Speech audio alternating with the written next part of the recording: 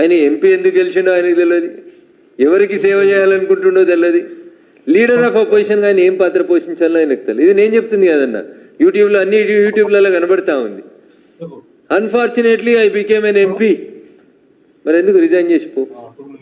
ఇప్పుడు నీకు ఈవీఎంలు నచ్చుతలేవు కదా రాహుల్ గాంధీ గారు, మీరు పోటీ చేసి గెలిచినటువంటి రాయబరేలీలో ఇప్పుడు మీరు రాజీనామా చేసి బ్యాలెట్ పేపర్లతో ఎన్నికలకు పోదాం.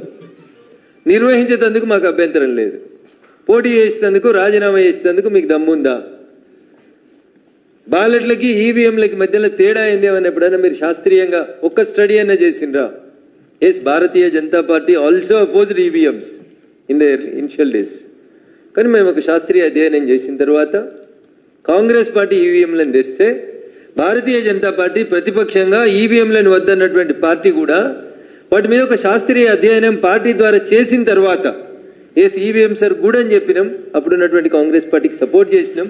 1989 నుంచి ఇలాంటి 2025 దాకా ఈవీఎంల మీదనే ఎన్నికలు జరుగుతూ ఉన్నాయి. సోనియా గాంధీ గెలుస్తుంది, ఈవీఎంలు రైట్. రాహుల్ గాంధీ గెలుస్తుంది, ఈవీఎంలు రైట్. మొన్న కేరళలో వయనాడులో గౌరవనీయులు ప్రియాంక గాంధీ గారు గెలుస్తారు, ఈవీఎంలు రైట్. తెలంగాణలో కాంగ్రెస్ గెలుస్తుంది, ఈవీఎంలు కరెక్ట్. కర్ణాటకలో కాంగ్రెస్ గెలుస్తుంది, ఈవీఎంలు కరెక్ట్. రేపు బీహార్లో కాంగ్రెస్ ఓడిపోతుంది కాబట్టి ఈవీఎంలు రాంగ్. తమిళనాడులో స్టాలిన్ గెలుస్తాడు, ఈవీఎంలు రైట్. పశ్చిమ బెంగాల్లో దీది 3 సార్లు గెలుస్తుంది, ఈవీఎంలు రైట్.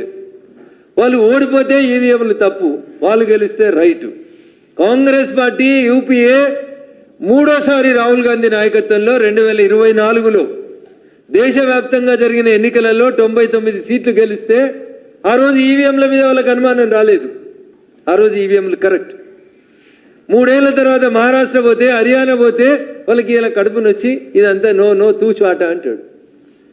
తండ్రి బ్యాలెట్లను వద్దని ఈవీఎంలను తెస్తాడు. మీరే చెప్తారు ఈ దేశానికి కంప్యూటర్ను పరిచయం చేసిండు మా నాయన, 20వ శతాబ్దంలోకి దేశాన్ని తీసుకుపోయేందుకు ఆలోచించాడు మా నాయన అని. నాన్న ఆలోచన ఏమో ప్రోగ్రెసివ్ ఉంటుంది, కొడుకు ఆలోచన ఏమో డిస్ట్రక్టివ్ ఉంటుంది. మీ కుటుంబం ఇంట్రడ్యూస్ చేసింది, గౌరవనీయులు స్వర్గీయ రాజీవ్ గాంధీ గారు మీ నాన్నగారు ఇంట్రడ్యూస్ చేసిండ్రు ఈవీఎంలని. ఇది బీజేపీ సొంతం తీసుకొచ్చింది కాదు. మీకు ఇలా డౌట్, మాకు కూడా డౌట్లు వస్తున్నాయి. దేశ ప్రజలందరూ కూడా మేము సవినయంగా ఒక భారతీయ జనతా పార్టీ పార్లమెంట్ సభ్యుడిగా పార్లమెంట్లో గత వారం రోజుల నుంచి జరుగుతున్న గందరగోళం చూసిన తర్వాత నాకు కూడా మాట్లాడాలనిపిస్తా ఉంది. వాళ్ళు స్టాప్ సర్ అని ఒకటి పట్టుకొని వస్తున్నారు, ఎస్ఐఆర్ సర్ వద్దంటున్నారు. ఏంది ఇంతకు సరైంది? Special intensive revision. దేని మీద స్పెషల్ ఇంటెన్సివ్ రివిజన్? ఓట్ల మీద స్పెషల్ ఇంటెన్సివ్ రివిజన్ పెట్టిండ్రు. స్పెషల్ ఇంటెన్సివ్ రివిజన్ వద్దు అంటున్నారు. ఇంతకుముందు మీరు మీ నాన్న ఎడబుట్టిరు, నువ్వు ఎడబుట్టినావు, ఇవి అడుగుతున్నారు, డేట్ ఆఫ్ బర్త్లు మాకు కష్టమవుతుంది అన్నారు. సుప్రీంకోర్టుకు వచ్చి అఫిడవిట్ ఇస్తే ఇబ్బంది పడితే సుప్రీంకోర్టు చెప్పింది వాడు ఏ ఆధారం చూపించినా, ఒక 11 ఆప్షన్స్ ఇచ్చింది సుప్రీంకోర్టు, 11 ఏది చూపించినా ఆయన ఓటును కొనసాగించమని అడుగుతున్నారు. The basic issue of the Congress is రేపు పశ్చిమ బెంగాల్లో, బీహార్లో ఎన్నికలు జరిగే సందర్భం లోపల స్పెషల్ ఇంటెన్సివ్ రివిజన్ పేరిట ఎస్ఐఆర్ చేసి బంగ్లాదేశ్కి వెళ్ళి అక్రమంగా చొరబడి అక్కడ మమతా బెనర్జీ కానీ ఇక్కడ ఇంకొకరు కానీ అడ్డగోలుగా పొందినటువంటి ఆధార్ కార్డులను, ఎలక్షన్ కార్డులని, రోహింగ్యాలని గుర్తించి వాళ్ళ ఓటు హక్కు రద్దు చేస్తారనేటువంటి భయంతో ఓటమిని ముందే పసిగట్టి కాంగ్రెస్ ఆడలేక మధ్యలో ఓడినట్టు ఇప్పటి నుంచే ఎడుపు స్టార్ట్ చేసింది. This is very unfortunate. ప్రజాస్వామ్యం మీద విలువ లేదు, రాజ్యాంగం మీద విలువ లేదు, వాళ్ళు గెలిచినటువంటి ఈవీఎంల మీద వాళ్ళకి విలువ లేదు. ఆఖరికి వారి తండ్రి గారి మీద, ఎవరికి జన్మనిచ్చిన తండ్రి మాట మీద కూడా రాహుల్ గాంధీ గారికి నమ్మకం లేదు. మీ నాన్ననే కదా 1989లో ఈవీఎంలను తెచ్చింది, మీ నాన్ననే కదా ఈ దేశంలోకి కంప్యూటర్ విప్లవం తెచ్చింది అని చెప్తావు, టెక్నాలజీని వాడండి అని చెప్తారు. ఇలా మేము టెక్నాలజీని వాడితే మీరు ఎందుకు బాధపడతారో నాకు అర్థం కావట్లేదు. ఐ హ్యావ్ సర్టెన్ డౌట్స్, నాకు కూడా డౌట్లు ఉన్నాయి కొన్ని పార్లమెంట్ కాన్స్టిట్యున్సీల మీద. రాహుల్ గాంధీ ప్రాతినిధ్యం వహిస్తున్న రాయబరేలీనే చూసుకుంటే అందులో 2000 డౌట్లు, 2 లక్షల ఓట్లు డౌట్ఫుల్ ఓట్లు నేను మాకు అనిపిస్తుంది. 2 లక్షల ఓట్లు రాహుల్ గాంధీ గెలిచినటువంటి రాయబరేలీలో 71,977 ఫేక్ అడ్రస్లు ఉన్నాయి. దాంట్లో ఈ పంచాయతీ మొదలైన తర్వాత మా కార్యకర్తలను పంపి డోర్ టు డోర్ మేము అడ్రస్లను ఎంక్వైరీ చేయడం స్టార్ట్ చేసినాం. 71,977 అడ్రస్లు, అసలు ఆ అడ్రస్లో ఆ ఓటర్లు లేనటువంటివి మేము ఐడెంటిఫై చేసినాం. ఇవాళ మేము కూడా ఎన్నికల కమిషన్కి రాహుల్ గాంధీ ఎన్నికను క్యాన్సిల్ చేయమని రిప్రజెంటేషన్ ఇవ్వబోతా ఉన్నాం. ఎందుకంటే అక్కడ 2 లక్షల ఓట్లు డౌట్ఫుల్ ఓట్లు కనబడ్డాయి మాకు. ఓటర్ లిస్ట్ని వెరిఫై చేస్తే 71,977 ఫేక్ అడ్రస్లు కనబడ్డాయి. అక్కడ కొత్తగా ఓటర్లను ఎలక్షన్స్ కంటే ముందు జాయిన్ చేసిన ఓటర్ల సంఖ్య 92,747 మాస్గా అక్కడ ఓటర్లని యాడ్ చేసిర్రు. రాయబరేలి కాన్స్టిట్యున్సీలో 52,000 ఫేక్ బర్త్ సర్టిఫికెట్లను తీసుకొచ్చి ఓటు ఎన్రోల్మెంట్ జరిగింది రాయబరేలీలో. ఆన్ రికార్డుగా ఒక భారతీయ జనతా పార్టీ ఎంపీగా మీ నాయనమ్మ ప్రాతినిధ్యం వహించిన మెదక్ పార్లమెంట్ సభ్యుడిగా మీ నాయన మీద విశ్వాసం లేదు. ఆఖరికి మరి మీ నాయనమ్మ మీద ఉన్నదో లేదో నాకు తెలియదు, కానీ మీ నాయనమ్మ ప్రాతినిధ్యం వహించిన మెదక్ ఎంపీగా అయ్యా రాహుల్ గాంధీ గారు, మీ రాయబరేలీలో మీరు చేర్పించినటువంటి దొంగ ఓట్ల సంఖ్యని మేము కూడా ఐడెంటిఫై చేసినాం. అందుకని మీకు ఈవీఎంల మీద విశ్వాసం లేకపోతే దయచేసి వెంటనే రాజీనామా చేయండి. We'll go for a by election in Rae Bareli with ballot papers. అప్పుడు చూద్దాం ఏది పాలు ఏది నీళ్ళు అనేది చూద్దాం. మాకు వయనాడులో కూడా ఒక డౌట్ ఉంది మొన్నటి ఎలక్షన్ మీద. 93,499 మంది ఒకటే కమ్యూనిటీకి రాసిరు మీరు. అక్కడ 93,499 మంది ఒక వర్గం ఓటర్లు ఓటేసి అక్కడ ప్రియాంక గాంధీని గెలిపించారు. వాళ్ళు ఎవరు, ఆ ఓట్లు ఏందనేది దేశ ప్రజలకు అర్థమైతాయి. 93,499 మంది ఒకే వర్గానికి సంబంధించిన వాళ్ళు ఓటేసారు మొన్నటి ఎన్నికలలో, వాయనాడు ఎన్నికలలో. మాకు కూడా డౌట్ ఉంది. బెంగాల్లో డైమండ్ హార్బర్ అనేటువంటి కాన్స్టిట్యున్సీ, మమతా బెనర్జీ అల్లుడు అభిషేక్ బెనర్జీ గారు ప్రాతినిధ్యం వహించినటువంటి బెంగాల్లో ఉన్నటువంటి డైమండ్ హార్బర్ అనేటువంటి కాన్స్టిట్యున్సీ మీద మాకు అనుమానం వచ్చింది. అట్లే డింపుల్ గారు, అఖిలేష్ గారు, శ్రీమతి డింపుల్ గారు ప్రాతినిధ్యం వహిస్తున్న నియోజకవర్గం, అఖిలేష్ గారు ప్రాతినిధ్యం వహిస్తున్నటువంటి నియోజకవర్గం కన్నౌజ్ కానీ మైన్పూరి కానీ వీటిలలో కూడా దొంగ ఓట్లు చాలా వచ్చినట్టు మాకు డౌట్ వస్తూ ఉంది. అడిషన్స్ అండ్ డిలీషన్స్ని ఒక్కొక్క ఓటును పట్టుకొని మేము ఒక్కొక్క ఓటర్ని వెరిఫై చేస్తున్నాం. అరే 2 ఓట్లు పట్టుకొని నువ్వు లొల్లి పెడుతున్నావు కదా రాహుల్ గాంధీ గారు. మేము 2 లక్షల ఓట్లు నీ నియోజకవర్గంలో ఐడెంటిఫై చేసినాం. మేము కూడా కంప్లైంట్ పెట్టాలనుకుంటున్నాం.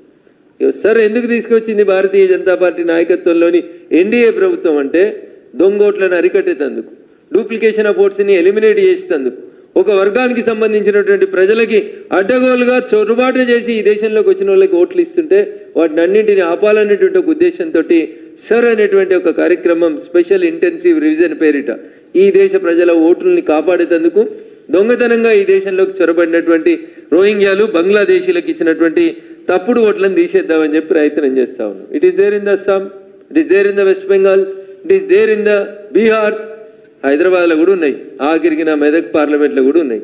సదాశివపేటలో రోహింగ్యాల కోటి ఇచ్చిర్రు, ఇస్నాపూర్లో రోహింగ్యాల కోటి ఇచ్చిర్రు, ఐలాపూర్లో నేను ఐడెంటిఫై చేసినాం. సుమారు 1000 దొంగోట్లను ఐడెంటిఫై చేసినాం. ఇవి కనబడతలేవా రాహుల్ గాంధీ గారు? ఇక్కడ అధికారంలో ఎవరున్నారు? కాంగ్రెస్ పార్టీ ఉంది. కాంగ్రెస్ పార్టీతో చేయించారు. ఇంతకుముందు టీఆర్ఎస్ కూడా ఇట్లా ఆరోపణలు చేసింది. ఏమని? ఈవీఎంలను ట్యాంపర్ చేస్తారు, ఈవీఎంలను ట్యాంపర్ చేస్తారు అని.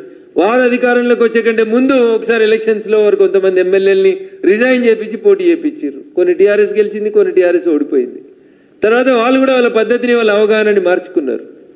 కానీ కాంగ్రెస్ వాళ్ళ నాయకులలో పెద్ద పెద్ద వాళ్ళు గెలిస్తేనేమో మంచి గెలిచిర్రు, ఈవీఎంలు మంచి అంటారు. ఓడిపోతే మాత్రం ఈవీఎంల మీద బురద తల్లి ప్రజలలో లేనిపోని అనుమానాలు రేకెత్తించేటువంటి ప్రయత్నం చేస్తారు. దీనికి అంతా కారణం వీళ్ళకి ఫండింగ్ చేసేటువంటి ఫారిన్ ఏజెన్సీస్ ఏవైతే ఉన్నాయో వాళ్ళు వీటిని ఫండింగ్ చేస్తూ నరేంద్ర మోడీ గారి నాయకత్వంలో ఈ దేశ ఆర్థిక వ్యవస్థ 11వ స్థానం నుంచి 3వ స్థానానికి ఎదుగుతుంటే, ప్రపంచంలో నరేంద్ర మోడీ గారి నాయకత్వం రోజు రోజుకి బలపడుతుంటే, ఎదుగుతున్నటువంటి భారత ఆర్థిక వ్యవస్థను చిన్నాభిన్నం చేసేందుకు కొంతమంది ఈ దేశం మీద కక్ష కట్టినటువంటి దుర్మార్గులు, ఈ దేశం లోపల ప్రజల చేత మన్నన పొందలేనటువంటి వ్యక్తులు తీసుకొచ్చినటువంటి ఈ పంచాయతీ, పైసల పంచాయతీ, ఈ తప్పుడు వార్తలు రాస్తున్నటువంటి కొన్ని ఏజెన్సీస్, కొన్ని ఇదంతా డీప్ స్టేట్ పేరిట కుట్ర జరుగుతూ ఉంది భారతదేశం మీద. సొరేన్ అనేటువంటి ఒక దళారి పైసలు ఇచ్చి ఈ దేశంలో ఉన్నటువంటి మీడియాను, సంస్థల్ని, ఏజెన్సీస్ని ఖరాబ్ చేసి ఈ దేశ ప్రతిష్టను దిగజార్చేందుకు చేస్తున్నటువంటి కుట్రలో అయ్యా రాహుల్ గాంధీ గారు మీరు పావుగా మారిండ్రు, ఈ దేశ ప్రతిష్టను దిగజారుస్తూ ఉన్నారు. దయించి ఫ్యాక్ట్స్ ఏందనేది తెలుసుకోండి. దురదృష్టవశాత్తు నేను ఎంపీనైనా అంటే రాయబరేలి ప్రజలు ఆలోచించుకోవాలి. అలా ఆయన మాట్లాడుతున్నటువంటి మాటలేంది, ఎందుకు మాట్లాడుతున్నాడు అనేది దయచేసి ఒకసారి ఆలోచించుకోవాలి.